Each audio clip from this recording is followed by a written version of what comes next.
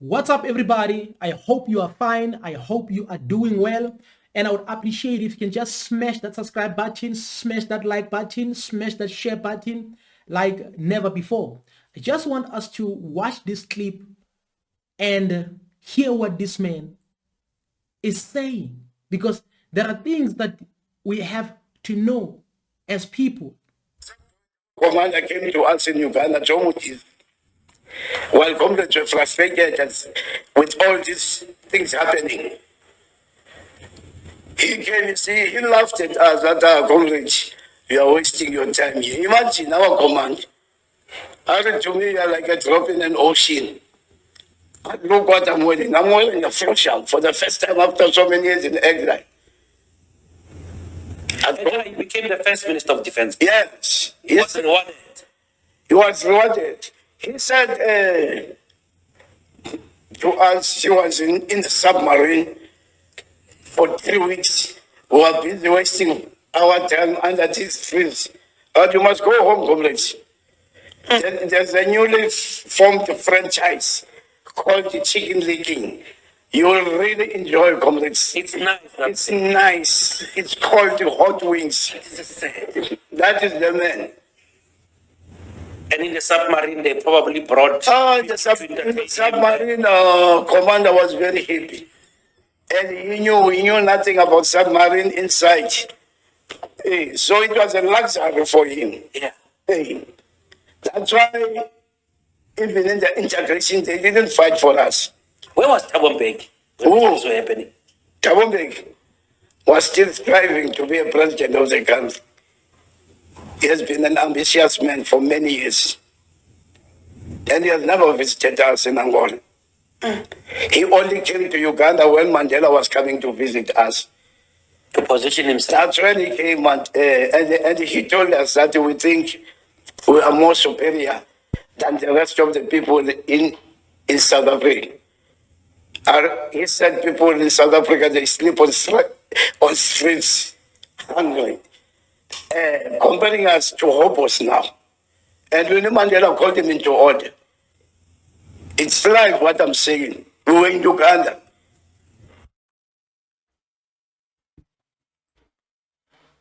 I just want to say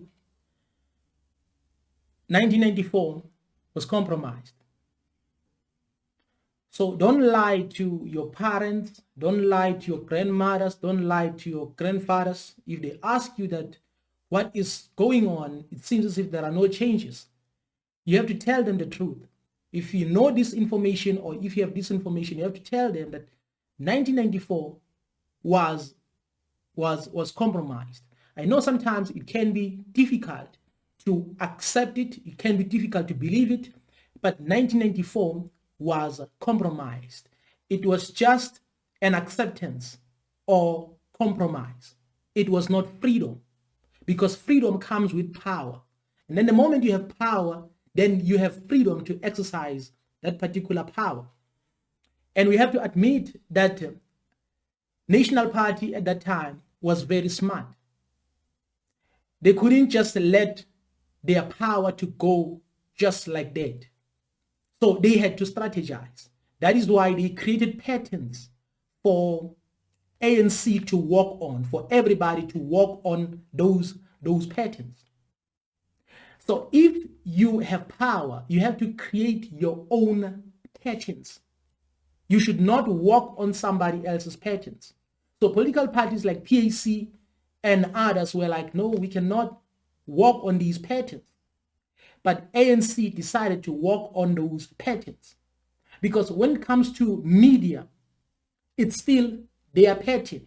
When it comes to economics, it's still their pattern. When it comes to infrastructure, it's still their pattern. When it comes to many things, education, it's still their pattern. So if you take power, you have to create your own pattern. So right now, as we speak, it's even difficult for ANC members, like mayors, councillors, and so forth, to answer this question. What did ANC fight for? It's difficult for them to answer this question, because the moment you ask them this question, they'll start lying.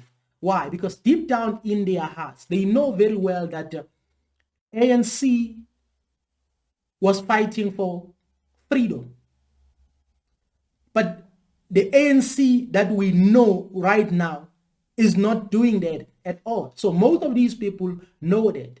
That's why they start talking the moment they come out of ANC.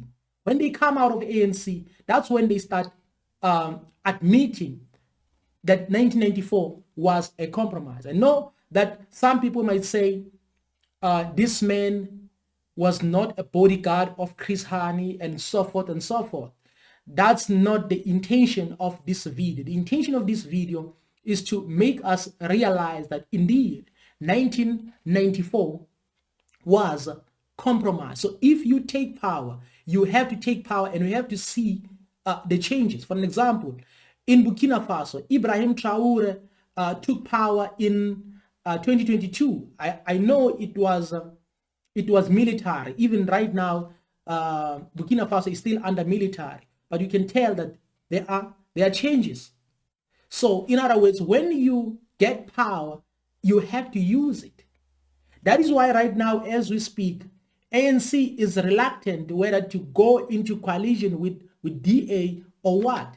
Why? Because 1994 was compromised. So that is why they have to consider DA, because we have to understand that right now we are still living under those patterns, and they expect everybody to walk on those patterns or to live by those patterns.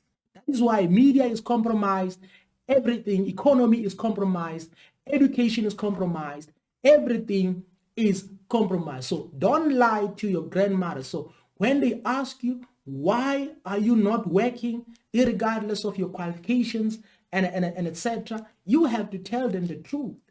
You have to tell them the truth that 1994 was compromised, because there's no way ANC can create jobs if 1994 was compromised. If they tell you that they are going to reduce unemployment, it's a lie.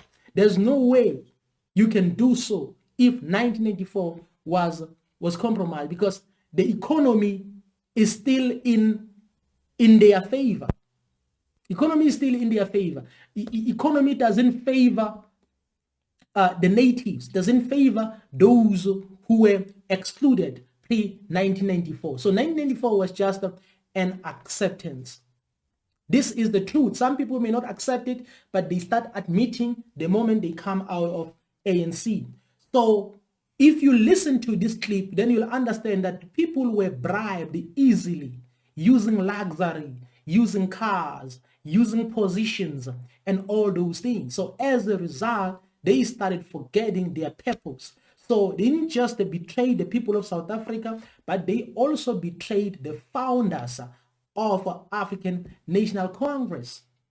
Many people are asking themselves, but they don't have answers about what is going on, why these things are happening, why can't we see any progress? It's because 1994 was compromised. So if you compromise certain things, it's going to be difficult to implement certain things or to achieve certain things. So this is what we need to understand. So many people were like, okay, we are ready to accept this luxury, money, and all those things.